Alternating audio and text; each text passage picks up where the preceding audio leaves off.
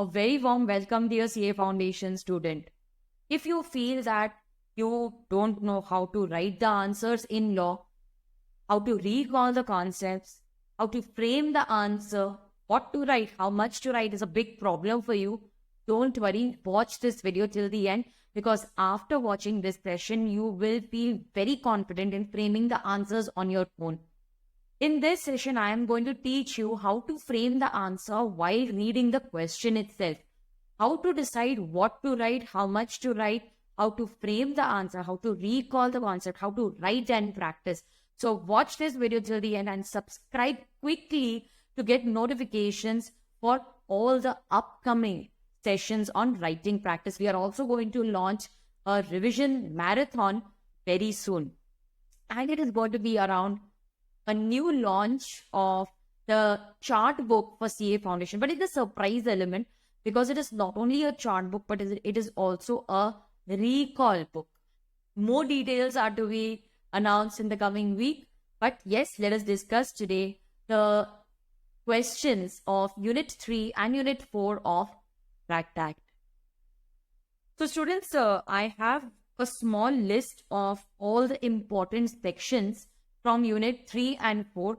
Please note that you learn these section numbers and their provisions for exam.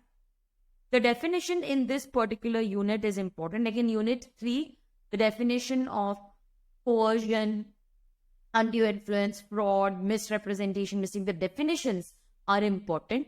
And along with the definition, these section numbers which I have identified are also important for exam. Okay.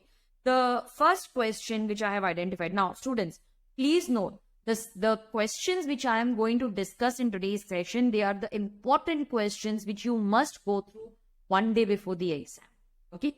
So let us go through the question. Now, this is my law compiler. This is a compilation of all the past exam questions, study material, RTP, MTB questions arranged unit-wise. Not just the questions, but I have also, if you see, prepared the answer in the format that you are expected to write in the exam. So provisions, facts, analysis, and conclusion. So the answers are all given in this particular format. So you will know what is to be written in provisions, what to write in analysis, and how to conclude the answer. A detailed explanation was given in my earlier session also. So please go and watch lecture 1. I have explained what to write in provisions, how to frame the analysis, etc. So from this unit, yes, you can purchase this from my website, capreetyagarwal.com. There is also a combo available of the compiler, the discussion video. So I have discussed all these questions, around 300 plus questions. I have discussed each and every question in that combo. Okay, so a combo is available where you will not only get the compiler, but also the discussion videos. Okay. So from this, I have identified the question number 9. Yes. This is an important question for exam. So please highlight as important, and you need to go through this question one day before the exam. Okay, so go through this question one day before the exam.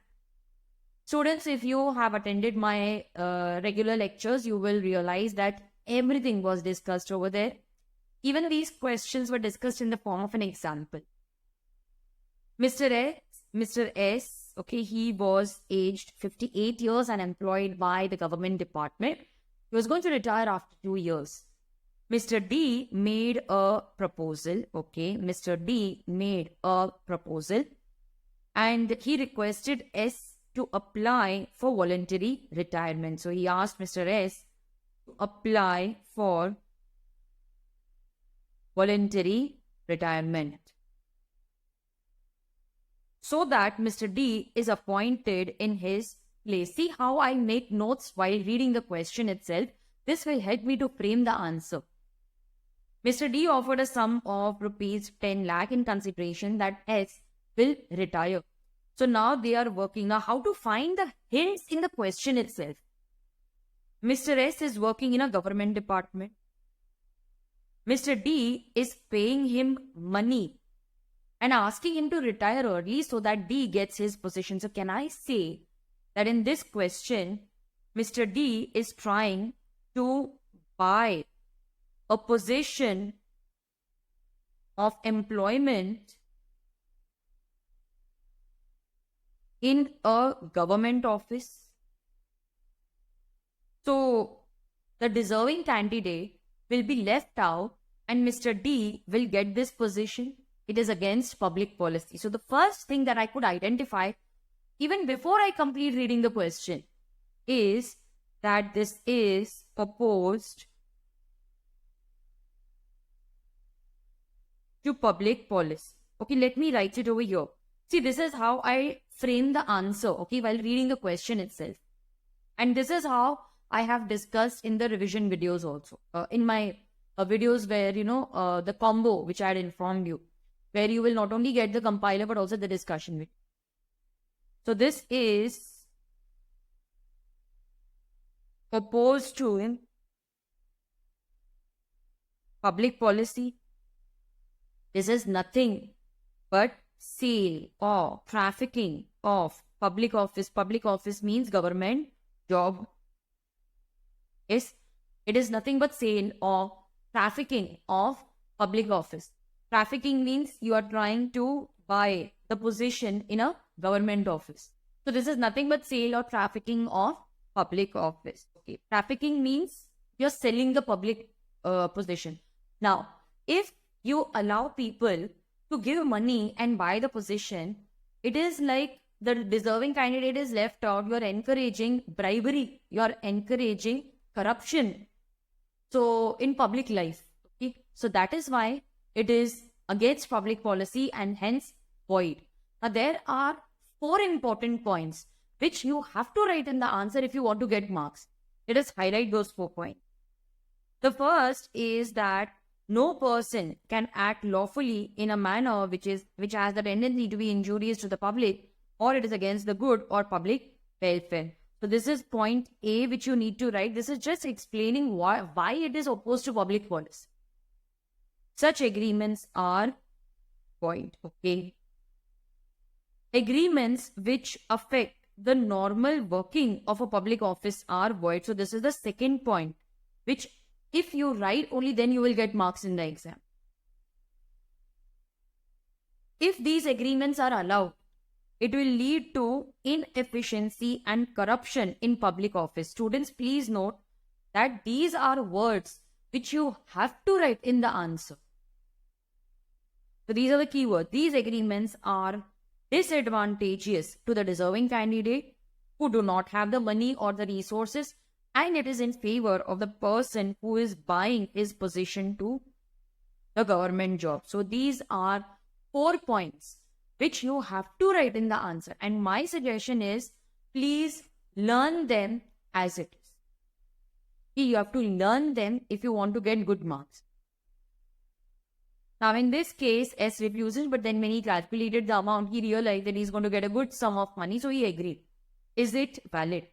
Whether the above agreement is valid, this you have to answer in conclusion.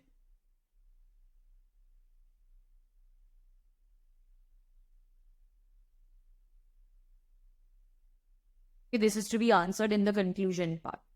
So D is trying to buy his position in a public office. Thus, he is affecting the normal working of the government office. Such agreements are void because they are opposed to public policy. They had actually asked you only to identify whether this agreement is valid or not. So you will say that this agreement is not void, but I always prefer writing the reason also. Why is it void? As it is opposed to public policy. Okay, so just don't write it is void. Why it is void? Because it is opposed to public policy. It affects the normal working of government office. So that was one question.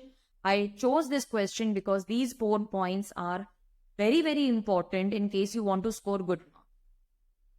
Then I have selected question 29. Let's go to question 29.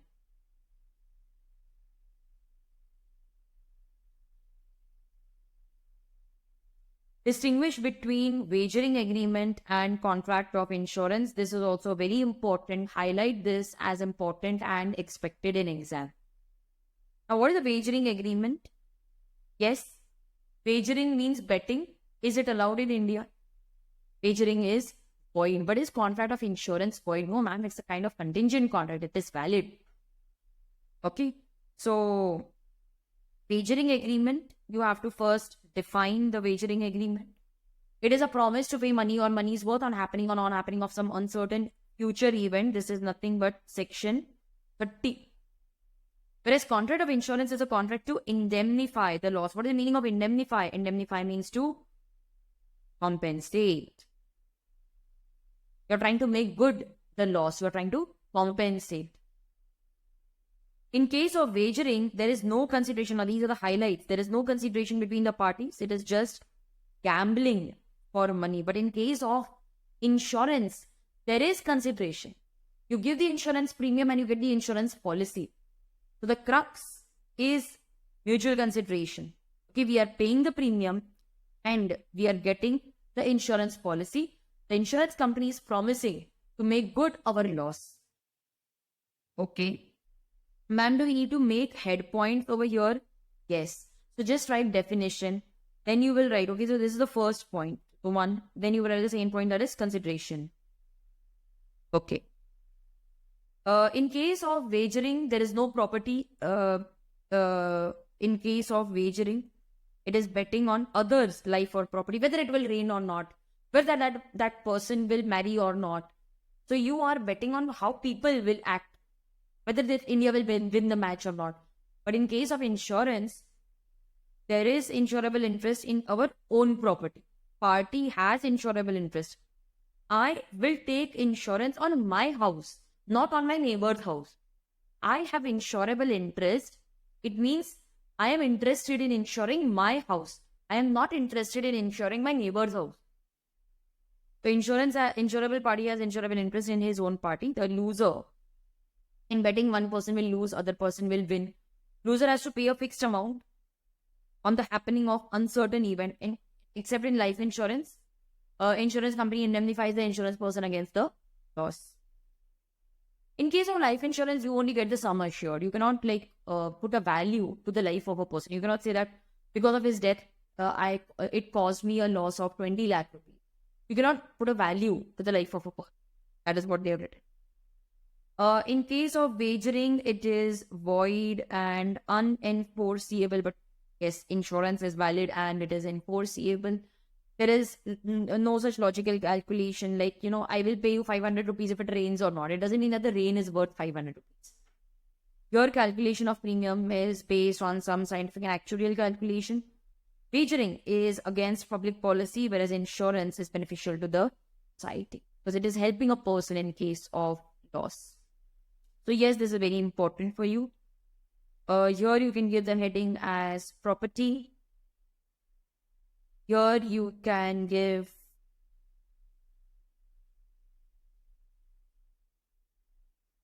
loss. Here we can write upon validity.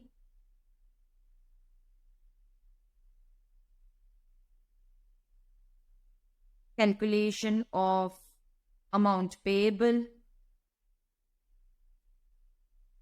And here it is whether it is opposed to public policy or not. Or you can just write public welfare.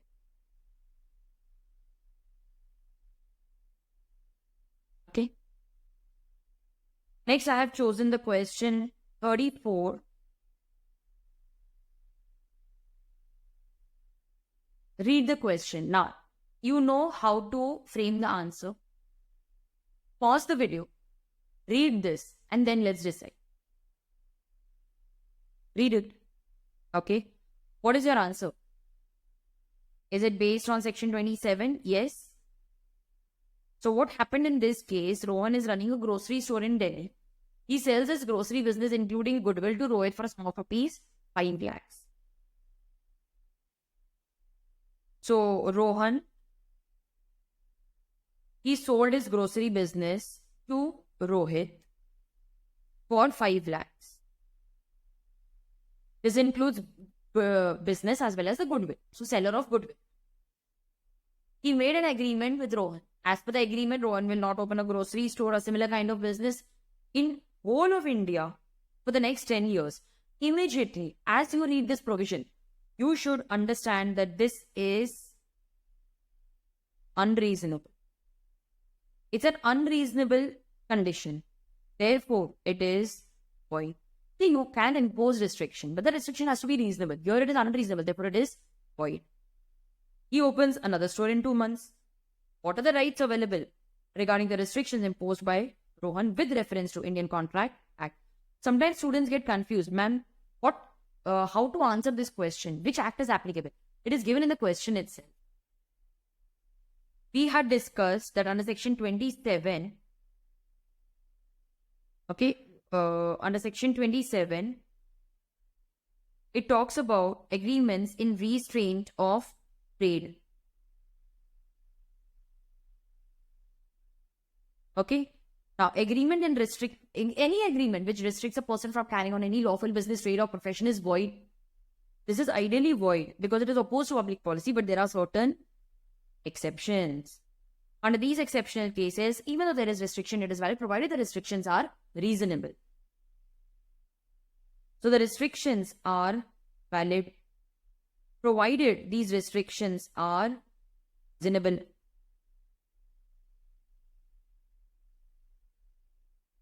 The first restriction is in case of sale of goodwill. See, in case the seller sells the goodwill of the business to the buyer may impose certain restrictions that you will not carry on a similar business in this particular area. So restrictions can be imposed as far as the local area is concerned or within local limits. You can use any word. But this must be a reasonable restriction. In case the restriction is unreasonable, then the agreement is void. Okay, now let's see whether we have covered all the points over here or not. An agreement that restricts a person from carrying on lawful business, trade, profession is void. So this was the first point. They just gave an introduction of section 27 that any agreement which restricts the business, a person from carrying on business, trade, profession is void. Okay, so this is the first thing. I have covered this point. Okay. However, there are certain exceptions. I wrote this. Okay. There are certain exceptions. I have covered this. One of the exceptions is sale of goodwill. See, I have included all the keywords while framing the answer. See, this is my answer. Okay. So I have provided a left column so that you can write your provisions over there. So I have included these words that agreement and restraint of trade is void, but there are certain exceptions. But these restrictions should be reasonable. The first exception is sale of goodwill. I have included these points. So restriction is carrying on from similar business. Okay. It should be within the specified local limits. It should not need to carry on the similar business to the seller of goodwill for a price. All right. Restriction should be reasonable. Reasonableness will depend upon the factors as determined by the court. I did not include this point because it is not there. It's not very relevant, but yes, you can write it. Now, here you are restricting him from not carrying on a similar business for 10 years. This is totally unreasonable. And how do we determine what is reasonable? For exam purpose, anything between 3 years is reasonable. 3 years is considered reasonable. Sometimes even 5 years they have considered reasonable, but again, reasonable is not defined. No, it depends upon the judgment of the court. So Rohit cannot take any legal action because the restriction over here is unreasonable. Now let us see what is to be answered. What are the rights available with Rohit regarding the conditions which are imposed by Rohan? So you have to answer what are the rights available. The agreement is void, that is the right available. So now you cannot restrict Rohit from carrying on business, trade or profession. So he is right in starting the business in 2 months. We cannot stop him from doing so. You can add that. Okay. So the restriction is void.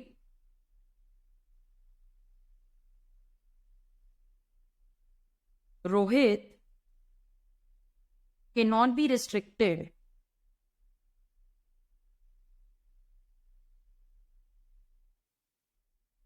from carrying similar business. Okay.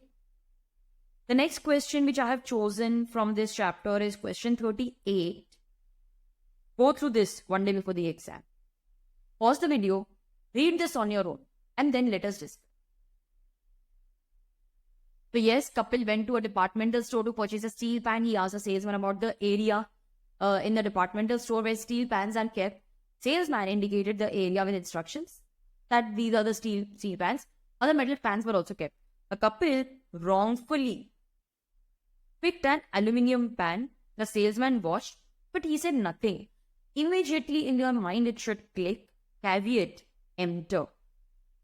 Caveat emptor means let the buyer beware. Buyer is responsible. Okay, caveat emptor means that the buyer is responsible for his wrong or bad selection. You cannot blame the seller. So buyer must check the goods before buying. Buyer must ensure that the goods are satisfying his purpose or not. Buyer beware. The salesman watched but said nothing. Okay. Now he filed a suit for fraud. Is it fraud? You can also include over here that silence does not amount to fraud. Okay, silence does not amount to fraud. It is the duty of the buyer to check the goods before buying. Buyer beware. But silence is fraud under 3 circumstances. Okay, where it is the duty of the party to speak. And this is not relevant for our question, but it is just to impress the examiner by telling him that, see, I know so much. It is duty to speak in case of fiduciary relation, or where silence is equivalent to speech, and also in case of half-truth. Your silence will amount to fraud. So we will first define fraud. Okay, so we will define fraud, definition of fraud. So this is the entire definition of fraud. Here it is silence amounting to fraud. Okay. You can also include over here that caveat emptor is applicable. So see, on the basis of the above, it is not the duty of the salesman to inform Kapil about his mistakes. Mere silence is not fraud. Buyer must satisfy himself about the quality and suitability of goods. So you cannot file a case of fraud. In the provisions part, we will only write the definition, section number, provisions, etc. Then in analysis, you will provide a solution.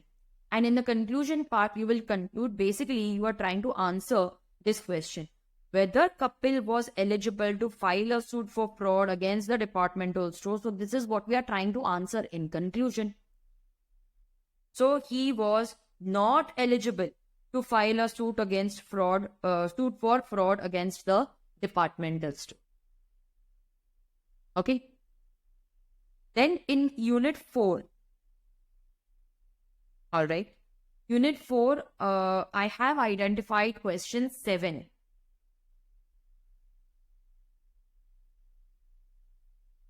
Okay. So this is the question which you will go through one day before the exam.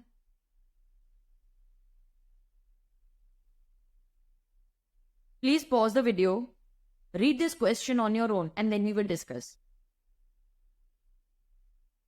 Okay. So Mr. X and Mr. Y, they entered into a contract by which X had to supply 50 tons of sugar to Y at a certain price to be paid in 10 days. Y also paid an amount of 50,000 as advance. So can I say that X was to supply sugar to Y, so he is the seller, and Y is the buyer.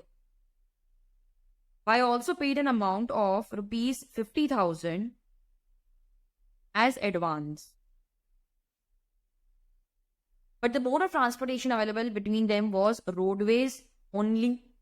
Severe flood came and the only road was damaged. It could not be repaired within 15 days. Now the promise was to supply in 10 days, but the damage could not be repaired within 15 days. So it means that it is not possible to perform the contract. Now, X offered to supply the sugar on 20th, for which Y did not agree. He said, no, I don't want it on 20th. On 1st September, X claimed a compensation of 10,000 from Y for refusing to supply the sugar, which was not within the purview of the contract. On the other hand, Y is claiming the refund of 50,000 rupees, which he had given in advance. Now, you have to decide, considering the provisions of the Indian Contract Act 1872, and decide on Y's contention. You have to decide. Can I say that it is not possible because the only way was through roadways? So this is based on section 56, supervening impossibility, destruction of not subject matter, but it is impossible to perform the contract. It is not the fault of either parties. Now, because the contract is impossible to perform, it becomes void. Yes, it has become void. It has become subsequently void. Now, in this case, section 65 will also apply. Restoration of benefit, restitution. Restoration of benefit, restitution.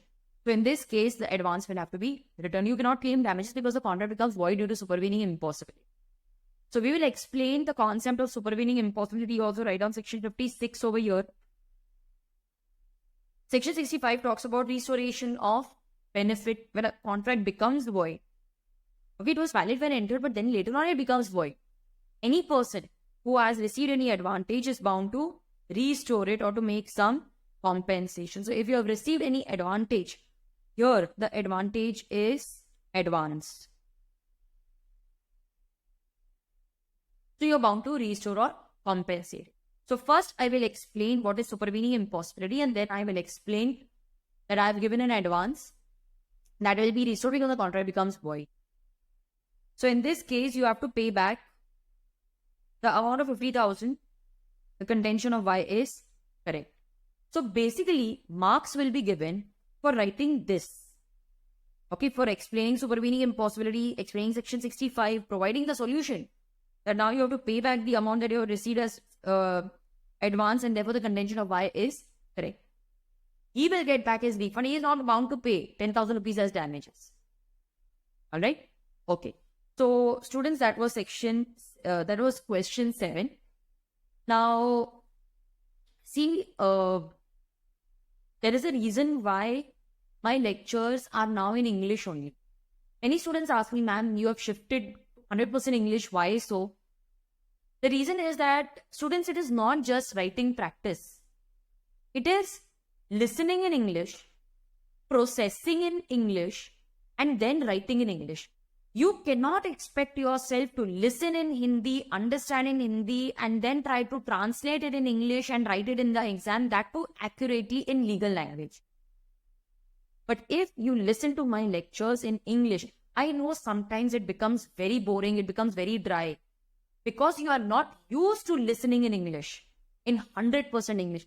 You don't even watch English movies. Nowadays, our attention span is less than, I think, half an hour to watch any movie. Because you are not listening in English, you're not able to write. So when students come and tell me that, ma'am, I don't know how to write, I don't know what to write, why am I getting less marks? You have never made an attempt to listen to such English-only lectures. My regular batch is now in English only. And Hindi medium students come and purchase the lectures saying that, ma'am, because we are listening in English, we are able to process in English and we are able to write in English. Don't you think that's an achievement for a Hindi medium student? If he can do it, you can also do.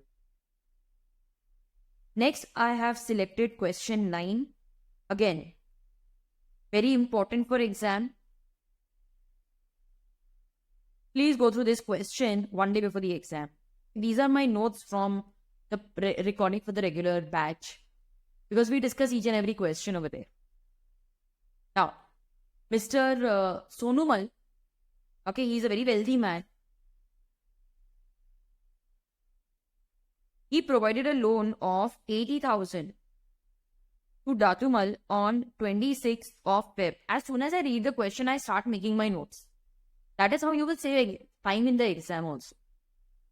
Mr. Sonumal was a wealthy man and he gave a loan of 80,000 on 26th. The borrower Datumal asked for a further loan of 1,50,000, but he said that no, I will give you on different dates. So he provided 1 lakh rupees on 28th and the remaining 50,000 on 3rd of March. On 10th of March, Datumal, while paying a part, that is 75,000, he insisted that the lender should adjust 50,000, okay, towards the loan taken on 3rd and the balance against the loan taken on 26th. But Sonumal objected. He said, no, this is not the right way of doing it. You have to adjust in the order of borrowal. There are 3 sub-questions which they have asked. Whether the contention of Datumal is correct, what would your answer be in case the borrower does not insist on the adjustment? And what would your answer be if neither party appropriates? Now, when I read this question, there are a few points which should automatically, come in my mind. And you should also practice that you are able to recall these provisions. The first provision which I was able to recall, that this question relates to appropriation of payment.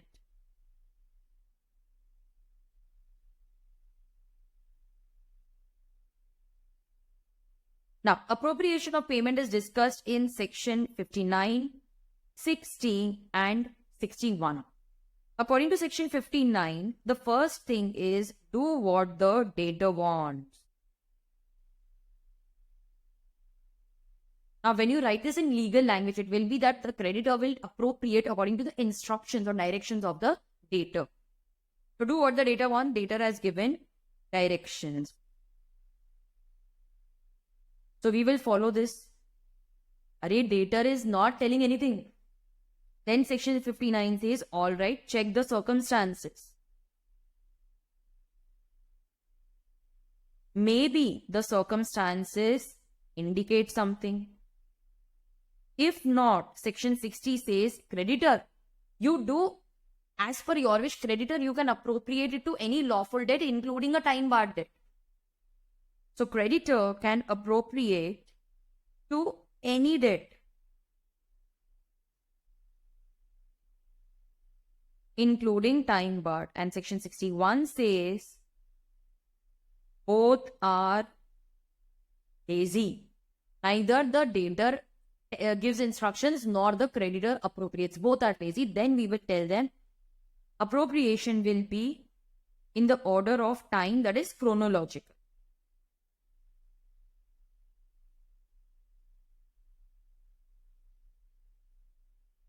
But what if both the debts are on the same day?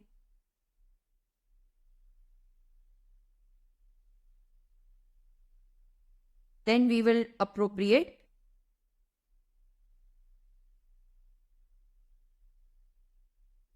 proportional.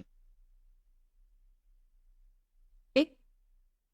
So these are the provisions that I revised and I also wrote while revising. This is the same method that you will follow. And let's see this. Can Datumal say, no, you have to appropriate according to time? No. Section 59 clearly says that do what the debtor wants. So as per section 59, okay, as per the provisions of section 59, when the debtor is owing several debts and he makes payment with express instructions, then you will follow the instructions accordingly. The payment is to be applied accordingly. So Datumal, the contention is correct. He can specify the manner. Okay. Datumal is the borrower. Yeah, he can specify the manner. Second question. What would your answer be? In case the borrower does not insist, then the creditor, as per section 60, you can appropriate it to any debt, including a time-barred debt. According to section 60, the debtor has omitted. The circumstances also do not imply. Creditor, you can apply it at your discretion to any lawful debt, including a time-barred debt. So when Datumal fails, then in that case, Sonumal, the creditor, can appropriate as per his choice. Both are lazy. Then we will appropriate in the order of, then we will appropriate in the order of time. And if both the debts are on the same day, then proportionately. So you just have to mention the theory. This is actually a theory question. The framing is like a case-based question, but it is a very interesting question. And ICAI is now asking more and more questions on appropriation of payment. So this is how I advised. The next question which I have selected is question 11. Mr. Singhania entered into a contract with Mr. Sonu. First, you pause the video. Try to solve this on your own. Okay, try to solve it on your own. And then we will discuss. Pause the video. Okay, done. All right. So, Mr. Singhania entered into a contract with Mr. Sonu to sing at his hotel for 6 weeks every Saturday, Sunday.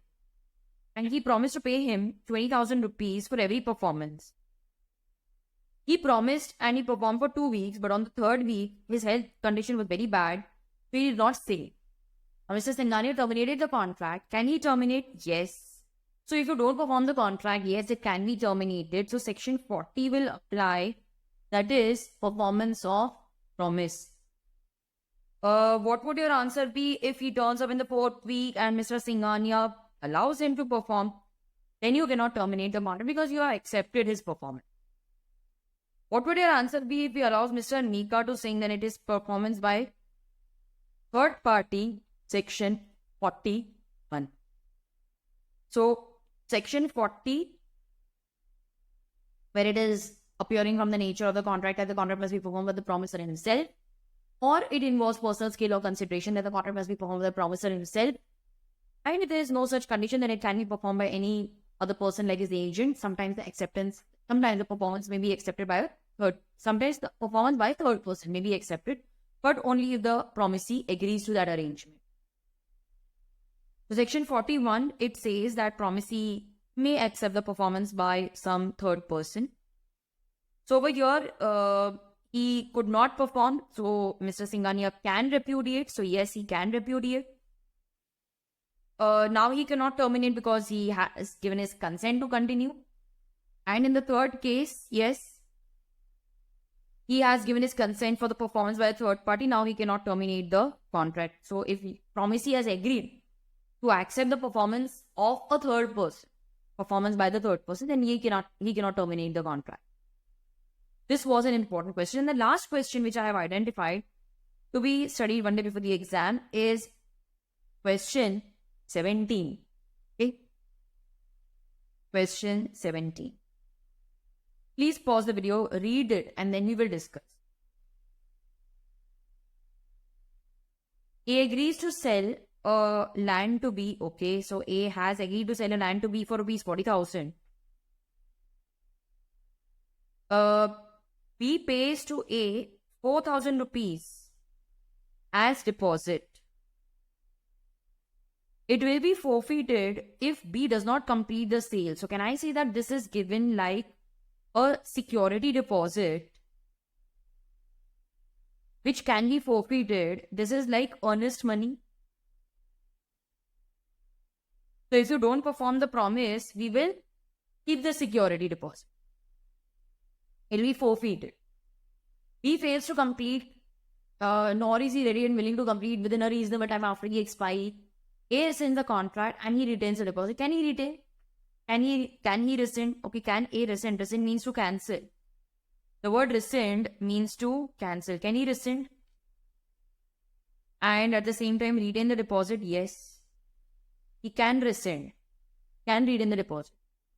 Section 54 says that if the promises are conditional and dependent. So can I say that this is talking about mutual and dependent?